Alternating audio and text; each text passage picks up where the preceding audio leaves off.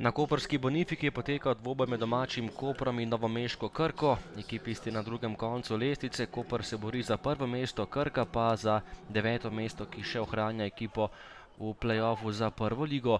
Tole je že prva akcija tekme, priložnost za Koprčane, ki so tekmo bolje začeli.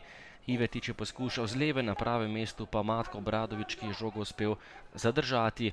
Tekma je bila dokaj izenačena, brez pravih priložnosti. Tole je že naslednja za Koprčane. Palčič je meril visoko čez gol, potem pa še dve sporni akciji v prvem polčasu. Obakrat ni bilo 11 metrovke, najprej so 11 metrovko zahtevali domači nogometaši.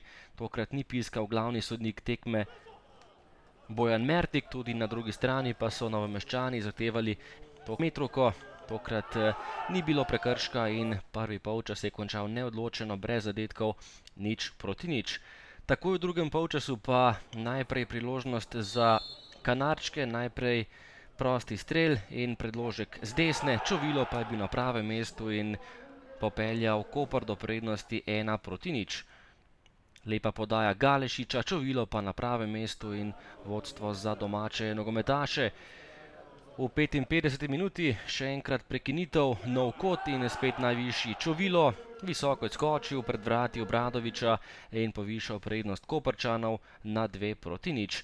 Osamljen na 3 metrih Miroslav Čovilo in gol za Koprčane. V zaključku tekme pa priložnost za Novomeščane, zadel je Kastrevec in znižal na 2-1.